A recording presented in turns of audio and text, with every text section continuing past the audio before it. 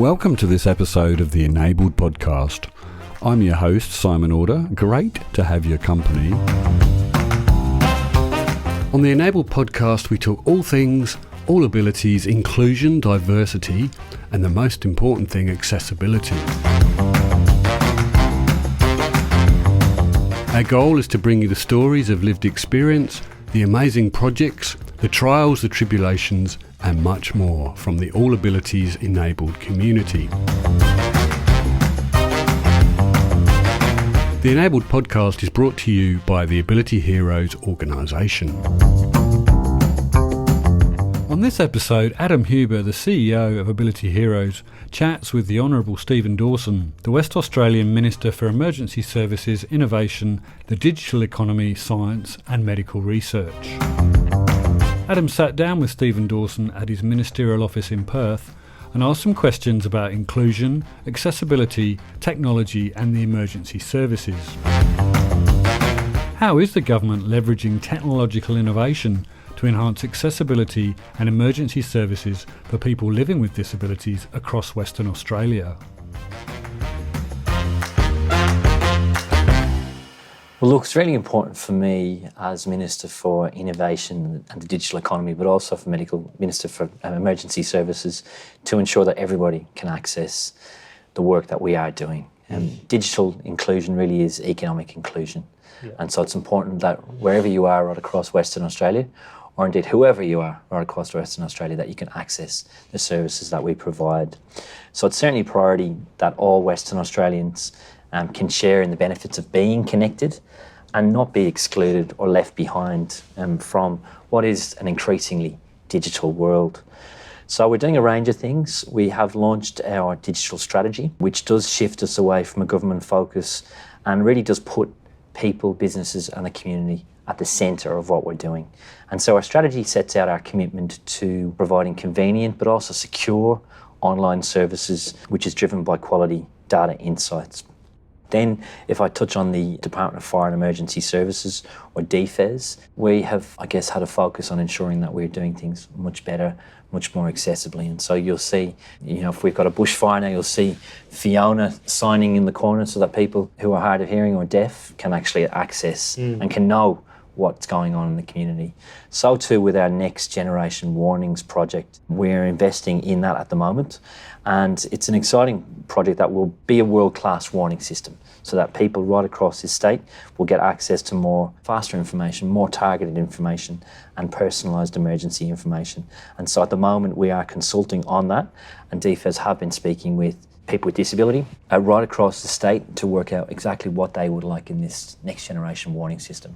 Because as we see a continuing change in climate, we're seeing more fires, floods more often. It's really important that our messaging to the community is up to date, gets to them as quickly as possible, and that it gets to everybody who might need it, including people with disability.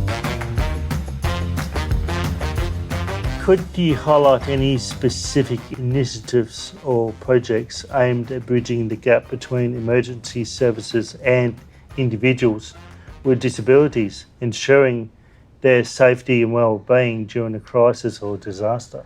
Sure. Well, there are two initiatives that we're doing that's aimed at bridging the gap. The first being one of the latest services available on the Service WA app, which is Emergency WA. And the Service WA app, hopefully you've downloaded it previously, Adam. I'll have to check it out. You better check it later.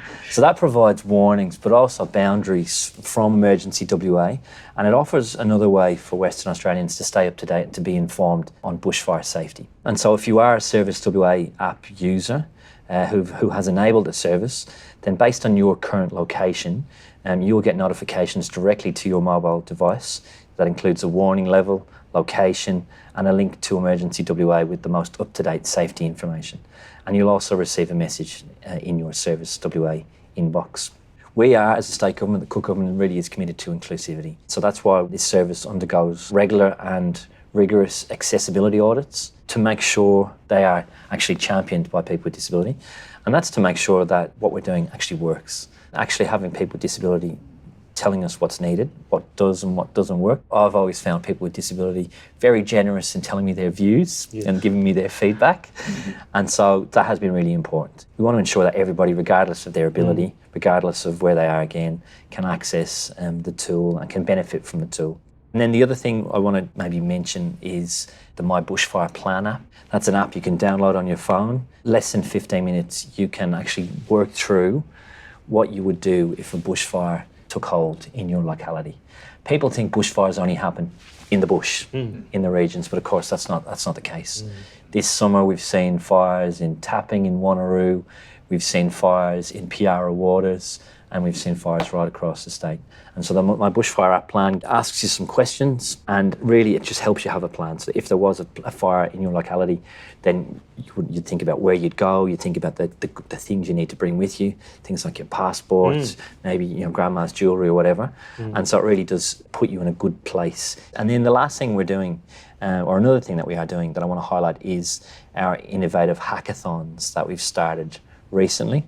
DFES last year brought together about 100 participants from a range of different industries, and the idea was to leverage the participants' expertise on how the government could better use generative artificial intelligence to tailor and to solve complex emergency information problems, including how we might be able to tailor support to individual people based on their circumstances. And so the hackathon teams investigated how AI could be put to use to better provide information to people who are vision and or hearing impaired. And we've got some really good innovative solutions. We also had some people who were neurodiverse involved in the hackathons. Really smart people with huge brains who were able to kind of use their smarts to say, actually, you know what, if you did this way, then this technology would actually help people with disability. There's one company who, the winning team, Firetrail, who has been working with DFES at the Emergency Services Complex in Coburn and the personnel down there about using their smarts and their idea and putting it into practical application. So it's quite exciting.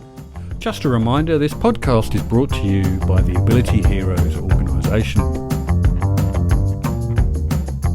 How does the government collaborate with disability advocacy groups and communities to ensure that emergency response systems and digital services are inclusive and cater to diverse needs? Look, this is an area of interest for me. As you know, I was the Minister for Disability Services for the first 4 years in the Labor government, and I really enjoyed the job, and I've been able to keep some good friends from that sector and include them in my other portfolios as I move on. But digital inclusion really is everybody's responsibility, and as our sectors move into a time that really is rapid in terms of digital transformation, it is really important. In fact, it's vital that all Western Australians actually have access and equal opportunity to benefit and can play a role in shaping the digital economy of the future. As a state government, we recognise the profound impact that collaboration can have on enticing digital inclusion outcomes in our state, and how critically important it is that we really do listen to those who are essentially underrepresented community groups, including people with disabilities. So DFES advocates for planning and preparation for an emergency before it occurs, especially for people who are at higher risk and those who do have additional support needs. Of course, there are many, whether they're people with disability or indeed people who are older in our community. It's really important that whatever plan we put into place, we do take into consideration how disparate groups will be impacted by them. We continue to work with academics, but also practitioners, local governments, to promote person-centred emergency preparedness. We're working with 2 local governments who've hosted disability-inclusive emergency preparedness forums with service providers and community members, and that has been working really well. And I caught up just before Christmas with one of the players in that, who has been involved in those consultations for people with disability, and they said it was really beneficial. Because again, hearing from people with disability about how they might be impacted, the challenges, the extra challenges that you might face if you've got a disability when there's a fire approaching or whatever, really has been positive. And there's several emergency services staff and volunteers have now completed the person-centred emergency preparedness facilitator training, and they are involved in the community of practice with the Impact Centre for Disability Research and Policy at the University of Sydney. So we're going to keep going with this and ensure more people are trained, but also understand the difficulties and challenges and probably opportunities from helping people with disability get away from fires or floods. But we've also, through our digital inclusion in WA blueprint, been working with people with disability and advocates to ensure that we're aware of what is needed and that we're always conscious of the voices of people with disability in any policy decisions that we are making. What measures have been taken to ensure the emerging technologies are accessible and user-friendly for individuals with various disabilities, thus promoting inclusion in the digital landscape? Well, as I mentioned, the consultation phase of the Next Gen program has included conversations with people with disability, their families, their carers, about how they would like to receive information about floods and fires in the future. And as we develop what we think will be a world-class emergency warnings platform, the consultation will ensure that all warnings are suitable for, but also tailored for people with disability and others in our community. We've also begun developing our emergency services digital strategy, DFES has, and that seeks to better integrate and connect the digital technologies that are available across all agencies that are operating in the emergency services domain. And this project has a user-friendly focus to ensure that all the agencies that are involved maintain inclusion and accessibility at the forefront of all the strategic digital work that they're doing. And so to ensure that emerging technologies and digital solutions are easily accessible, the Office of Digital Government, that sits under me, DPC, conducts accessibility audits across all of its digital platforms, including key services such as wa.gov.au and Service WA and People WA. And these audits then ensure that we are actually meeting the strict criteria that is needed to ensure that we are enhancing accessibility for people with disability. Regular assessments take place, and they're really crucial because we do have a reasonable turnover in government, and just because it's working today and there's a great person running it today, they move off near a job elsewhere. So it's really important that we do this regular kind of auditing. But we've worked with outside stakeholders to make sure that our sites are truly accessible for people with a range of disabilities. And so that's quite exciting stuff. It's only kind of really taken off in the last couple of years. I think it's really beneficial. And also then DGov sponsors the Australian Access Awards, and that just embodies our commitment to ensuring that people with disability can participate.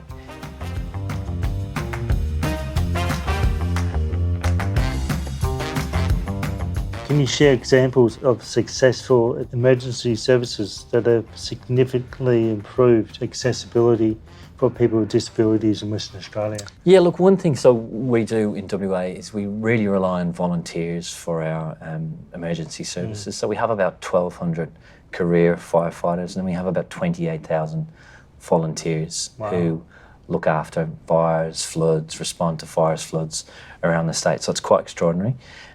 It tends to be in the metro area that we have the career fire stations because they're fully staffed 24 hours a day.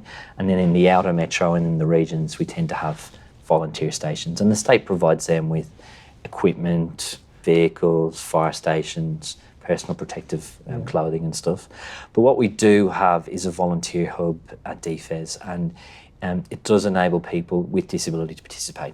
You don't have to be out there climbing a ladder to put out a fire, but we do rely on people to answer phones, people to be on computers, people to do monitoring. And so there's a range of opportunities that exist for people with disability to actually volunteer.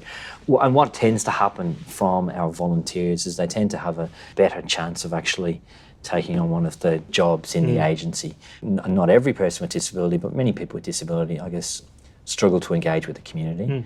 And actually getting these really crucial volunteering opportunities, the same as anybody else would, get you friends, get you family, get you out of the house, get you new experiences, but also get you, I guess, the sense of feeling and worth that comes with, saving someone from a fire, or someone whose boat has drifted out to sea or whatever. And so we really do encourage people with disability and others to participate as volunteers. And then the other thing that is good that we're doing, and we're doing it with the West Australian Council of Social Services, or WACOS, is the Digital Inclusion Project. It's another really good example of improving accessibility and inclusivity through collaboration. And so the project involves leaders in the community services sector, but also peak bodies, the state government, digital partners like NBN Co, and work ventures, and then Lottery West are a major supporter of it. And what it's about is really about addressing the key barriers of ability, access and affordability. And it seeks to uplift the digital literacy of people in our community and make sure that frontline community service workers in particular can use online services more safely and effectively, because they are really the people who many have face-to-face contact with going forward. And then the intention is not only that those community service workers are skilled, but that they're able to work with the people that they're visiting, helping to ensure that they're actually able to access government services or support digitally as well. So there's a few things happening across government. Certainly that inclusion stuff is really important to me, given my background. And so if anyone ever has ideas about more things we could or should be doing, I'd certainly welcome that feedback. I think the community engagement thing is a big thing, which is really cool and which is really good to see. Not rocket science, it's No. science, but you know what? It's some of these things take a long time. Government is very slow at innovation. Now, I'm the Minister for Innovation as well, and so I'm kind of hoping and helping drive agencies to say, hey, you know what? We don't have all the answers. Why don't we talk to people? Why don't we talk to people that we want to provide services to about the services they want? And that includes people with disability. And guess what? You ask for feedback, people give it. You can change your services and it ends up in a better world. So it's a win-win for everybody. Thank you, Minister Dawson, for taking the time to record this Ability Heroes Enable podcast. My pleasure, Adam. Nice to see you. On this episode of the Enable podcast, you heard Adam Huber, the CEO of Ability Heroes, chatting with the Honourable Stephen Dawson, the West Australian Minister for Emergency Services. We heard about the steps the WA government are making to ensure nobody is left behind in case of fires, floods or other emergencies. Many thanks to Stephen Dawson for his time and energy in this space. And of course, thanks to our very own Adam Huber, who continues to be a voice for the All Abilities community. Just a reminder, this podcast is brought to you by the Ability Heroes organisation. Have a great week.